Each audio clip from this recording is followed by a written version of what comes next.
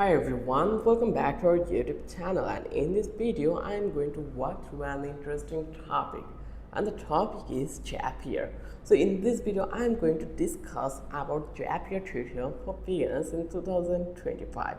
If you're tired of doing repetitive tasks manually, Zapier automates them for you. Today I will show you how to create automations called Zaps step by step. So without any further ado, let's get started. But before that, you just need to understand what actually is Zapier. So basically, Zapier is an automation tool that connects your apps and service. It moves data between them automatically. You don't need to know how to code. For example, when you get a new email, save attachment to Google Drive, or send Slack message, like the thing happen, like when you get a new mail, this will be happen totally automatic. So this is the automation and we can do it by Zapier. So first thing first, you just need to visit zapier.com to start your work. Before that, you just need to create a free account here. Once you visit in Zapier.com, you will get this kind of an interface actually. So here you can see start free with email or start free with Google. I will select this one because this is the easiest way. That's why I will choose this one. And once I select my account, then I will complete these traditional formations, and then I will come over here to this dashboard. So once sign in, you will see Zapier dashboard. From here, you can view your tabs, tasks, history, and connected apps. So now you just need to understand the interface furthermore to know about the Zapier. So on the left, you can see here, this is called dashboard, like overview of your automations. Here, then the tabs, all your workflow will be available in here. Then apps, like the apps connection, here you can see app connection. Apps you have connected, you will able to see in here. Then task history, you will see which apps run, and if any fail, you will able to see in here. So top right, you will get create tab button. So here you can see. Also, if you go to the home, into the top, you will see the upgraded options. You can create from that place. So here, if you want to create a new tab, you just need to click over here, create. So let's try to create a tab, like our first tab in here. So you just need to click over here, create. Once you then, you just need to choose the Zaps here, automated workflows. Once you did, a Zap has two main parts. One is triggered, the event that start the automations, and second one is actions, what you want Zapier to do next. Let's say here you can see this is the trigger and the actions. For example, Zap save new email attachment to Google Drive. Like when the trigger will happen, this action will be happen also. So now let's try to trigger the setup. Search for Gmail. You just need to click over here, and from that place you just need to search for the Gmail. Let's search for Gmail here, and you just need to select the Gmail in here, and then you just need to choose, like here event, you just need to choose. So I am going to choose new attachment. Once I did, then you just need to connect your Gmail account. So that version, I will click over here, and then I will connect my account in that place. Although I already added. So now you can choose inbox level if needed. Now test trigger Zapier will pull a simple or sample data for you. So I'm going to click on continue.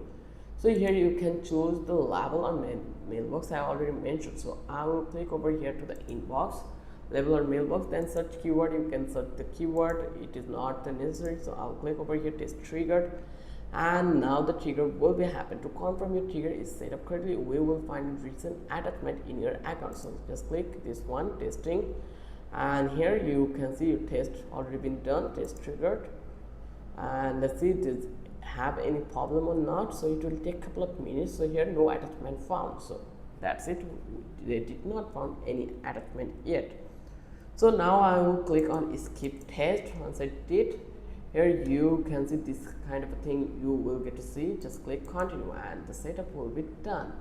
Now into the actions, search for Google Drive in here, Google drive. I already found it, and here into the action, choose actions like upload file. So here I'm going to choose the action. So here create shortcut detail file. I will search for upload file or folder name. So I will choose the upload file options, and then you just need to connect your Google Drive account. So it already been connected. Once it did, then you just need to click on continue, and then you just need to choose drive. So I will click this one, my drive, the folder. I can create a new folder for me, or you can use any of them from that place. I think this one will be quite good. HTML, then file, you can make a folder, or you can convert even through.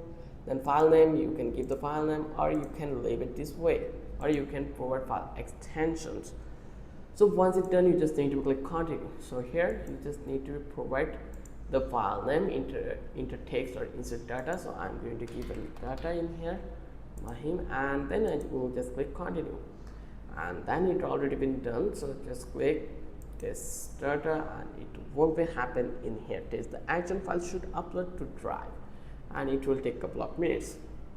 Now turn on a file was sent to Google Drive about 0 seconds. So here let's check our Google Drive actually, and let's go to the drive and search for Mahim here, or I can go to the HTML. Once I come over here, you can see a file already been added in here. So is really amazing. We are successful in here.